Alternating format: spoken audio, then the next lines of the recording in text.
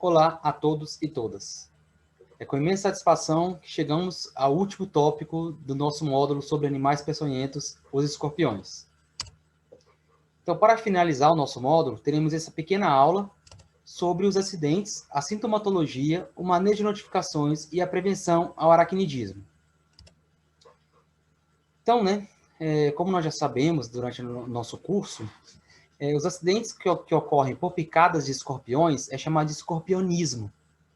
Então, nós já aprendemos a identificar esses animais, já aprendemos que apenas duas espécies são de interesse médico que ocorrem no Nordeste, que é a espécie Titis tigiburus e Titis cerulatus. Mais precisamente, no estado de Pernambuco, é mais comumente encontrada a espécie Titis tigiburus, que o veneno é um pouco mais fraco do que o de Titis cerulatus. E falamos também sobre aquela parte dos animais, a relação do homem com o animal, aquela relação histórica, sobre a diferença também de animais peçonhentos e animais venenosos, e chegamos, de fato, então, na parte de acidentes com esses animais. É importante falar que o veneno do escorpião ele tem ação neurotóxica, ou seja, ela vai agir sobre o sistema nervoso do afetado, do assintomado, de quem sofreu esse acidente, com essa picada. Então, a ação principal do veneno é nas terminações nervosas, através da liberação de catecolaminas, através de liberação de adrenalina e dopamina, e liberação também de acetilcolina, através de contrações musculares. Em relação aos sintomas locais da picada por escorpiões, a primeira coisa que a pessoa sente é dor imediata, é uma dor muito forte. Por isso que quando um paciente chega no hospital e fala com o médico que ele de repente sofreu uma dor muito forte, o médico já suspeita de ser uma picada por algum animal peçonhento. E essa dor, ela pode se estender. Inclusive, é muito comum os relatos de pacientes que sofrem picadas sentirem dor por mais tempo, mesmo depois do contato com o animal. É uma dor que se prolonga, se estende.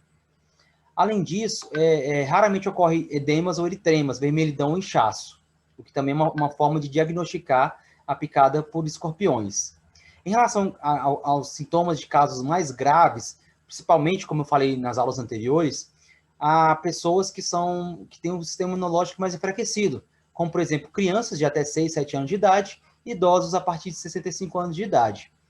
Então, nesse caso, o contato principalmente com Titis cerulatus, que é aquela espécie de escorpião amarelo, que é mais comum no Sudeste e em alguns estados do Nordeste, inclusive Pernambuco, pode ocorrer problemas gastrointestinais, como náuseas, vômitos, dores, problemas respiratórios, como tosse, espasmos, bradipneia, problemas cardíacos, como, por exemplo, arritmia, insuficiência cardíaca, e até mesmo problemas neurológicos, como tremores, contrações, agitações, convulsões e até mesmo parada cardíaca, levando ao óbito, dependendo do caso, Se for o caso considerado mais grave, que é a porcentagem muito pequena em relação aos acidentes com esses animais.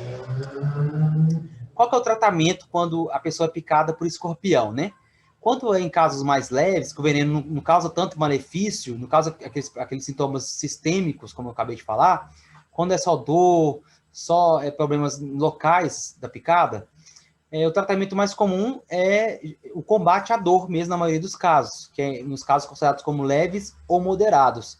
É suficiente. Vai tomar um analgésico ali e vai ficar em observação. No casos mais graves, quando ocorre, por exemplo, problemas respiratórios, neurológicos, cardiovasculares, aí sim a administração do soro pelo médico especializado no setor de saúde, que em casos graves, principalmente crianças menores de 7 anos, e além de ministrar esse soro, vai ter também que o paciente ficar em observação para monitoramento cardíaco e pulmonar. Em relação ao controle de aracnídeos de importância médica, dentro dos aracnídeos estão os escorpiões, então esses métodos de controle servem tanto para aranhas de interesse médico, quanto para escorpiões de interesse médico. Então, a primeira coisa, é a busca ativa, que deve ser desencadeada pelas seguintes situações. A primeira situação é a notificação do acidente, ou seja, uma pessoa chega no centro de saúde, no hospital, e notifica que foi acidentada, que teve uma picada por um escorpião. A melhor forma de identificar a realidade desse fato é justamente que o paciente leve esse animal no vidro seguro, para poder comprovar que realmente se trata de um aracnídeo. E nisso, né, essa notificação desse acidente deve desencadear ao Centro de Controle de Zoonoses ou à Secretaria Municipal de Saúde a visita domiciliar, né, vocês vão até a casa da pessoa que registrou esse acidente para a busca ativa em 100% dos casos notificados em zona urbana. Por quê? Porque através dessa ação de busca ativa nesse domicílio que teve o acidente, você vai ter certeza se tem uma infestação, você vai ter certeza também se nas casas ao redor também tem casos de escorpião para evitar acidentes, né? Então, é importante ressaltar nesse ponto da nossa aula que é necessário que todo profissional que lida com essa questão de coleta desses animais devem estar protegidos através de equipamentos de proteção individuais, né? Como, por exemplo, luvas grossas de amianto, bonés, calças compridas, sapato fechado, camisetas e camisas de mangas compridas também. Deve pegar o animal, nunca pegar com a mão, mesmo com a pessoa estando luva, sempre utilizar uma pinça de ponta fina, justamente para evitar o máximo de contato possível com esses animais. Porque imagina, você como profissional de controle de vigilância sanitária, vocês vão coletar esse animal e é picado, e sofre um acidente. Isso não é interessante. Você está trabalhando para a prevenção desse acidente. Então, o ideal é que você esteja munido de todos os equipamentos individuais de proteção, que deve ser fornecido pela Secretaria de Saúde, né? Juntamente com a pinça, com o pote firme, né? Não adianta ser um recipiente fraco que pode ultrapassar, a picada do bicho pode ultrapassar esse material. Então, tem que ser um material resistente, geralmente plástico duro e vidro também é o mais indicado, né? E esses animais, pessoal, é interessante que exista parceria entre as universidades ou centros de pesquisas, como centros de zoonoses e Secretaria de Saúde, justamente porque esses animais eles podem servir de base científica para diversas ações futuramente, né? Como, por exemplo, fazer um levantamento epidemiológico do local que ocorreu o acidente, que ocorreu a infestação, como, por exemplo, também diagnosticar a espécie propriamente dita, através de campanhas de educação ambiental. Então, é extremamente importante a relação dos agentes comunitários de saúde com as universidades ou centros de pesquisa, para realmente disponibilizar esse material biológico para que a pesquisa aconteça. O segundo ponto em relação ao controle de aracnídeos de importância médica é a demanda espontânea da população, levando em conta as áreas prioritárias. Então, é muito comum que as pessoas cheguem, mesmo que não foi picada, nem mesmo que não sofreu algum acidente por esses animais peçonhentos, chegar até os órgãos competentes, afirmando que em suas residências existem escorpiões, que é muito comum deles encontrarem escorpiões. Então, isso sim é um motivo para que haja campanhas então, de coleta, de investigação nesses locais. O terceiro ponto é a identificação de áreas prioritárias. Como assim identificação de áreas prioritárias? Conhecermos de fato as áreas que estão ditas como infestadas. Como nós já falamos nas outras aulas, né, esses animais eles têm uma facilidade enorme de se relacionar com ambientes antrópicos, com ambientes que foram alterados pelo ser humano. Além disso, os escorpiões, principalmente o Titis cerulatus e o Titis stigmurus, que são as espécies de escorpiões de interesse médico que ocorrem no Nordeste e em Pernambuco, né, principalmente os Titis stigmurus, eles se reproduzem por partenogênese, ou seja, a fêmea sempre vai dar origem para mais fêmeas. É um crescimento exponencial. Então, é muito comum, onde tem um indivíduo encontrado nas residências, tem muitos outros, justamente por essa praticidade, tanto de se adaptar bem a esse ambiente, como também reprodutivo. Então, aqui só para mostrar nessa prancha tirada no manual que eu vou passar para vocês, do Ministério da Saúde, como que é feita essa busca ativa por esses escorpiões. Né? Então, sempre eles são muito, muito bem adaptados a acúmulo de material de todas as espécies, como a gente falou no nosso segundo encontro, que a responsabilidade do ser humano em relação ao contato com esses animais, justamente pelo modo de vida do ser humano.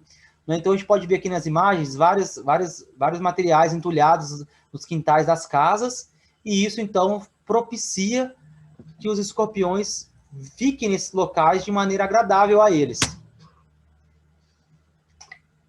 E aqui mostra o trabalho, né, dos agentes de comunidade, os agentes comunitários e agentes de prevenção de zoonoses, né, trabalhando, procurando, então, vasculhando todo esse terreno que está cheio de material para encontrar, então, através da busca ativa, se existe mesmo a ocorrência desses animais.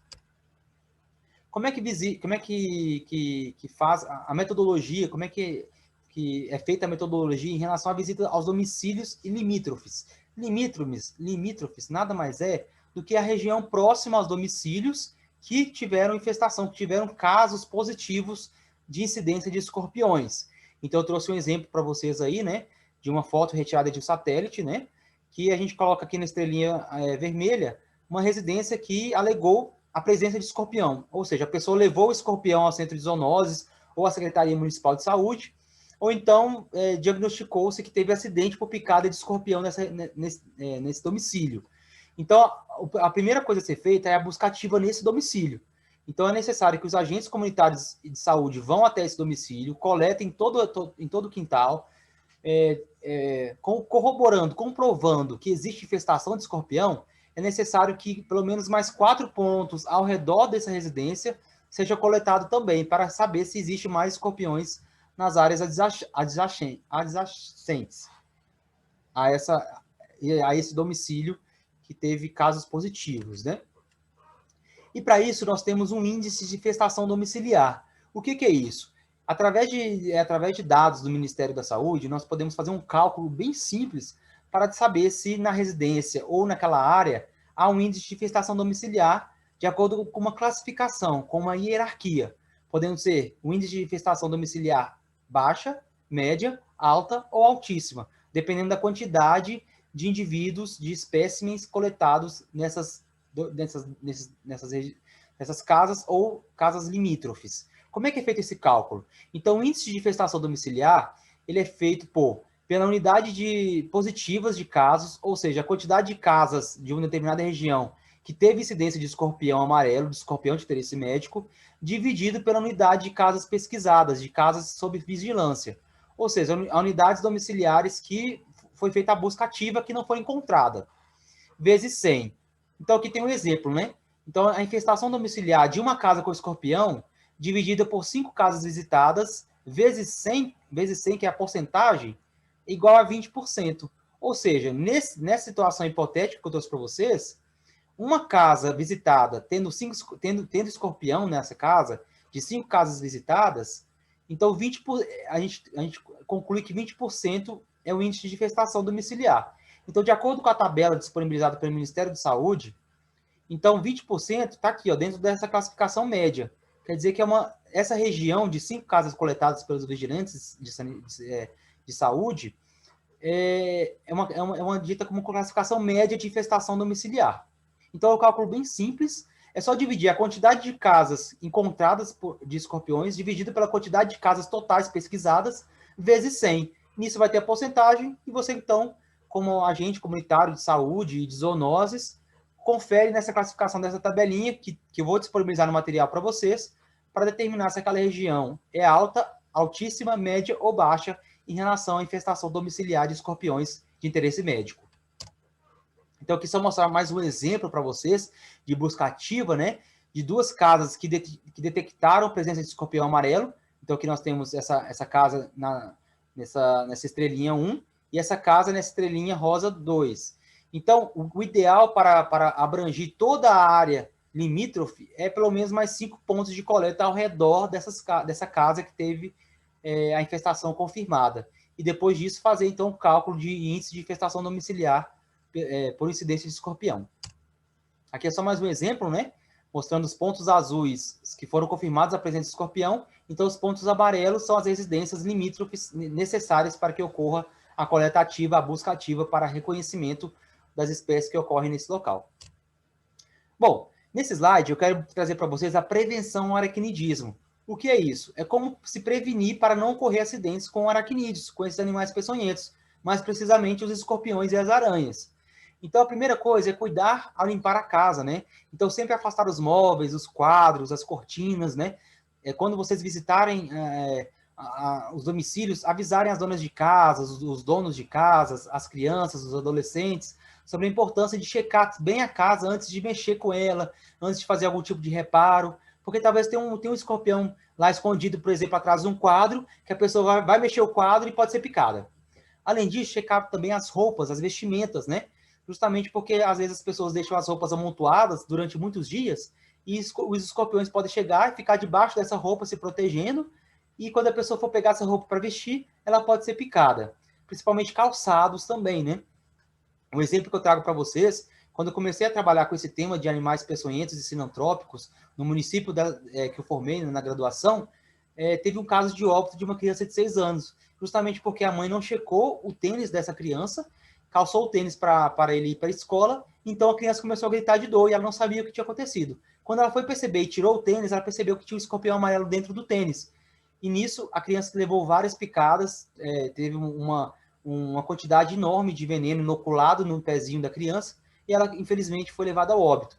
Então, por esse caso em específico, que nós tivemos a ideia de fazer esse trabalho de educação ambiental, juntamente com a Secretaria de Saúde e as zoonoses. Então, é muito importante vocês, como agentes comunitários de saúde e de vigilância sanitária de modo geral, fazer esse trabalho de educação ambiental sobre checar a roupa, checar a vestimenta, que pode, então, ocorrer a picada no momento que a pessoa for vestir essas roupas, essas vestimentas. Checar também lençóis, a cama antes de dormir, principalmente em berços, né? Às vezes tem aqueles travesseirinhos de berço. Checar muito bem esse travesseirinho antes de colocar o bebezinho lá em cima. Vedar ralos e soleiras, né? Fechar as frestas das paredes, todos os buraquinhos de parede, fechar bem fechado, não deixar nenhum tipo de local apropriado para esse tipo de animal, porque eles estão em busca de abrigo. Então, o ideal é cessar todo tipo de abrigo que esses animais podem encontrar em suas residências. Além disso, combater tipos de material acumulado, como eu falei com vocês nas nossas aulas anteriores. Então, como esses animais eles estão em busca de abrigo e alimento, então é ideal que não se deixe material acumulado e nem lixo, porque se deixar lixo vai atrair insetos. E os insetos são os principais presas, são as principais presas, os principais alimentos para os escorpiões. Além disso, também é muito importante não deixar disponibilidade de água, porque esses animais eles passam mais tempo com fome do que com sede. Então, eles precisam muito mais de água do que alimentação, do que insetos, por exemplo. Então, se você deixar água parada, lixo que vai acumular água em algum determinado recipiente, isso pode ser algo benéfico para a presença dos escorpiões e das aranhas. Então, evitar ao máximo deixar disponibilidade de água no seu quintal, no seu território. Bom, pessoal, com isso eu finalizo a aula. Eu espero que vocês tenham gostado, tenham entendido muito bem o que eu quis dizer em relação, então, a essa busca ativa, a esse índice de infestação domiciliar dos escorpiões, a prevenção ao aracnidismo e o papel importante de vocês, como profissionais que lidam com a comunidade o tempo todo, de trazer essas informações de maneira correta. E o mais importante ainda, pessoal, é desmistificar essa visão errada que as pessoas têm sobre os escorpiões, sobre os animais de maneira geral, né? A gente mostrou para vocês, do decorrer das aulas, que são poucas espécies que são consideradas de interesse médico. São poucas espécies que vão causar algum prejuízo para a gente, caso ocorra algum acidente. Então, o nosso papel é educar essa população para que não saia matando todos os animais que vêm pela frente, porque cada animal, cada ser vivo, tem o seu papel no meio ambiente, na natureza, e no ambiente antrópico também. Então, é nosso dever fazer com que as pessoas tenham essa consciência para que não queiram matar todo tipo de animal que vem pela frente, que tem contato. Bom, eu finalizo minha aula nesse momento, afirmando que eu deixarei material de apoio juntamente com a veterinária, a coordenadora Maria Luísa. Então, ela vai passar isso para vocês, eu acho que vai ser através da plataforma de aprendizagem virtual. Nesse material, eu sugiro fortemente que vocês assistam, que são materiais extremamente importantes. O primeiro material são 2 vídeos, né? São 2 palestras. Uma palestra sobre o que conhecemos dos escorpiões do Brasil, de um pesquisador, professor, doutor, na Universidade Federal do Piauí. Então, se vocês tiverem tempinho, assistam. É uma palestra de 2 horas, mas é excelente. Ele dá um apanhado geral sobre os estudos, sobre o que se sabe dos escorpiões aqui no nosso país. Então, assistam, é extremamente importante. Eu vou disponibilizar esse link para vocês através da Maria Luísa. Além disso, assistam também uma palestra bem curtinha de uma pesquisadora do Instituto Butantan, que é o instituto lá de São Paulo, que fornece soros e vacinas para o Brasil e diversos países do mundo, né? Então, é uma pesquisadora extremamente importante, que ela vai falar sobre a reprodução dos escorpiões, que ela fala um pouquinho sobre a partenogênese, que eu falei para vocês na nossa terceira aula, dessa característica dos escorpiões amarelos se reproduzirem sem necessidade de um macho. Então, assista também, muito interessante, é uma palestra bem curtinha, de 5 minutos, que eu acho que vai complementar tudo que eu falei. Além disso, eu vou deixar com a Maria Luísa também 2 manuais da vigilância sanitária do Ministério da Saúde. Um extremamente atual, de 2019, extremamente importante, que lida com várias doenças, várias zoonoses, fala dos animais peçonhentos, fala desse índice de infestação domiciliar que eu falei para vocês, fala dos métodos de coleta, fala da importância do manejo adequado com os equipamentos de proteção individual para lidar com esses animais. Então, eu vou disponibilizar esse material para você, juntamente com um catálogo de escorpiões do Brasil, também fornecido pelo Ministério da Saúde. Foi um dos materiais que eu apresentei para vocês lá no começo da nossa segunda aula. Então, tenham esse material com vocês em PDF, em pendrive, no e-mail, para sempre que precisarem, vocês consultarem esse material, que é um material feito por pesquisadores, foi aprovado pelo Ministério da Saúde, que vocês podem consultar sem medo, que é através de dados confiáveis. Então, pessoal, agradeço muito, foi um prazer imenso compartilhar um pouco do que eu sei, do que eu trabalho, do que eu já trabalhei em relação aos animais peçonhentos, mais especificamente os aracnídeos, com vocês, né? Espero que vocês tenham gostado, espero que eu tenha contribuído um pouquinho mais com a formação de vocês e afirmo mais uma vez a importância do trabalho de vocês. Agradeço muito pelo papel de cada um de vocês em relação a esse trabalho, né, lidando com a comunidade e em relação a essas doenças, a esses acidentes. Agradeço mais uma vez, né, a Secretaria Municipal do Recife, né, a Prefeitura de Recife pelo convite, juntamente com a Maria Luísa, coordenadora e médica veterinária. Foi um prazer imenso. Disponibilizo aí meu e-mail para vocês, caso tenham alguma dúvida, queiram compartilhar alguma coisa, algum fato, queiram algum material a mais. Eu estou sempre à disposição, sempre para contribuir e continuem na plataforma, né? Vocês serão orientados a partir de agora, então, sobre o que fazer em relação ao curso de que vocês estão participando. Obrigado e até um próximo encontro.